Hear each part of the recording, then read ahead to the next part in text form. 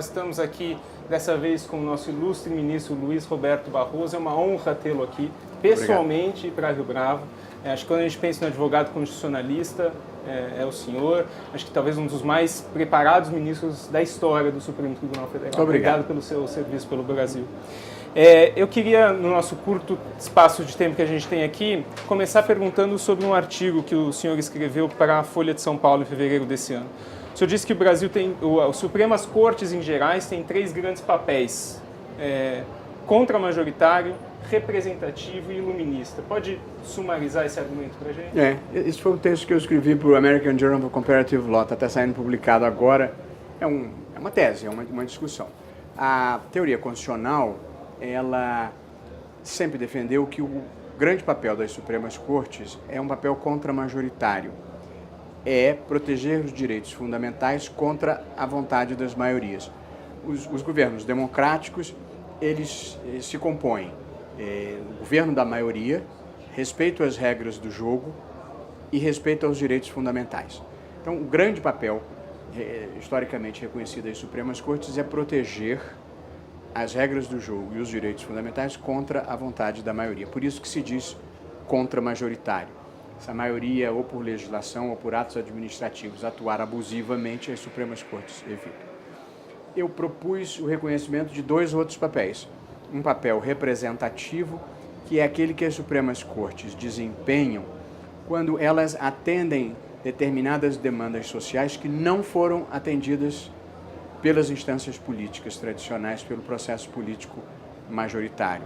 Então, dei alguns exemplos, no caso brasileiro, nepotismo, por exemplo. O fim do nepotismo no setor público era uma demanda da sociedade, a lei não vinha, o Supremo proibiu a nomeação de parentes por decisão judicial. Acho que fidelidade partidária também havia uma demanda social não atendida. Eu acho que o modelo brasileiro de financiamento por empresas, de campanha, que fomentava financiamento de campanhas por empresas sem limitações mínimas, também era uma demanda da sociedade. Portanto, o Supremo às vezes atende certas demandas da sociedade que o processo político não pôde, não quis ou não conseguiu atender. E o terceiro e último papel, que é um papel que deve ser exercido com grande cautela e com grande parcimônia, é um papel muito importante, que é um papel iluminista, é um papel de você promover determinados e pontuais avanços históricos que jamais seriam conseguidos no processo político majoritário. Então, um exemplo historicamente relevante foi nos Estados Unidos a decisão da Suprema Corte que acabou com a segregação racial nas escolas. Por lei não viria e, portanto, por decisão judicial, num célebre caso Brown versus Board of Education de 1954, a Suprema Corte acabou com isso. No caso brasileiro, jamais o processo político majoritário iria chancelar as uniões homoafetivas. Mas isso é um direito fundamental das pessoas, que é o de colocar o seu afeto e a sua sexualidade onde mora o seu desejo. E, portanto, também foi um avanço importante.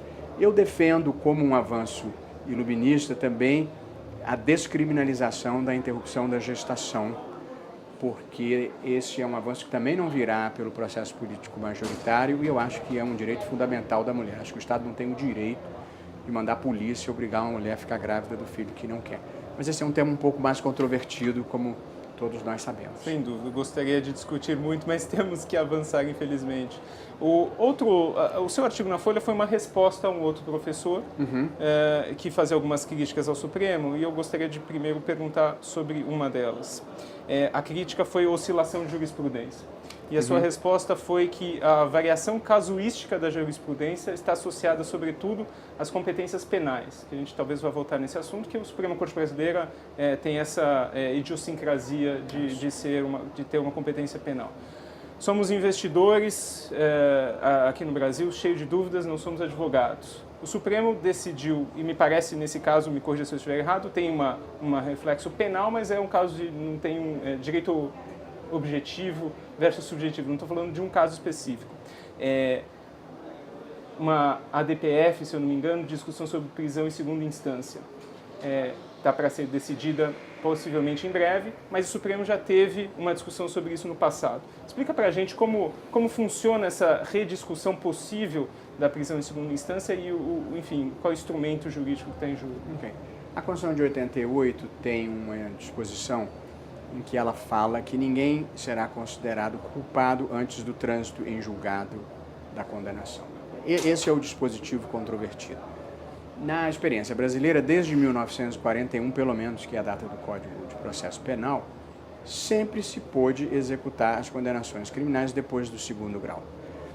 E isso veio à Constituição de 88, esse entendimento persistiu até que em 2009, por 7-4, o Supremo mudou o entendimento e passou a decidir que só era possível executar a condenação depois do trânsito em julgado. Essa interpretação, que é uma interpretação possível do dispositivo, trouxe as consequências mais nefastas, porque aí os advogados, sobretudo os clientes que tinham dinheiro para contratar advogados, passaram a cultivar uma lógica procrastinatória que fazia os processos se prolongarem por anos com recursos descabidos.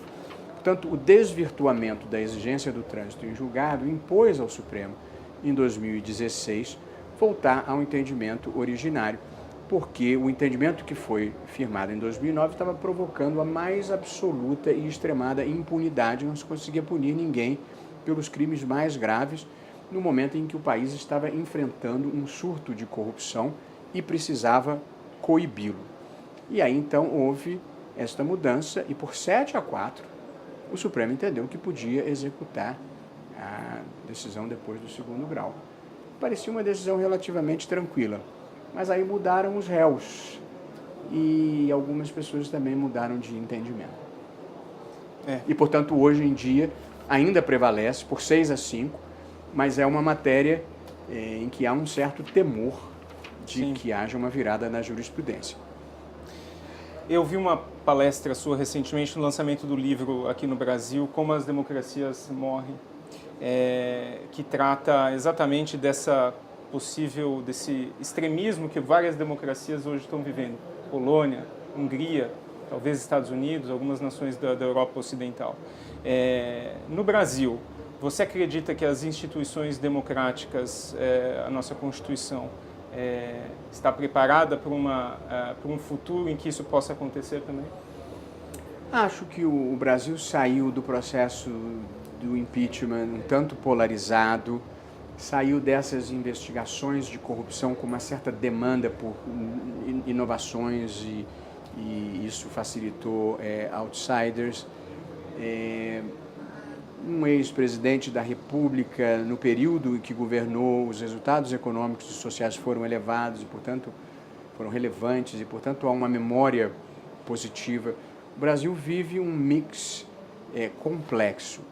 Eu acho que as instituições brasileiras são sólidas e acho que nós já percorremos os ciclos do atraso e há um amadurecimento institucional que permitirá convivermos com as tempestades do momento, como nós convivemos com as tempestades do passado.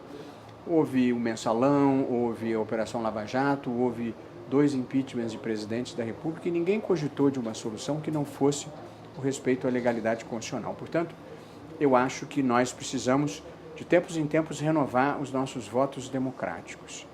E eu acho que, neste momento, renovar os votos democráticos significa dizer: quem ganhar, leva.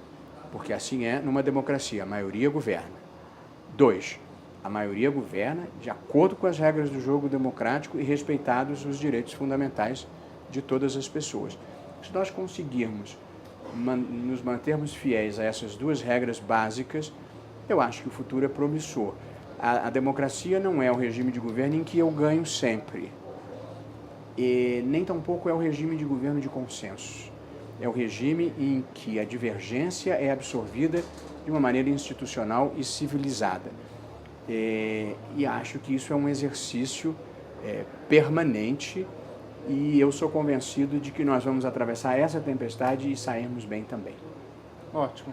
Muito obrigado, ministro. Foi uma honra novamente, mais uma vez. Obrigado pelo seu trabalho e pelas batalhas com que você luta no STF. Muito obrigado. Prazer estar aqui com vocês. Obrigado.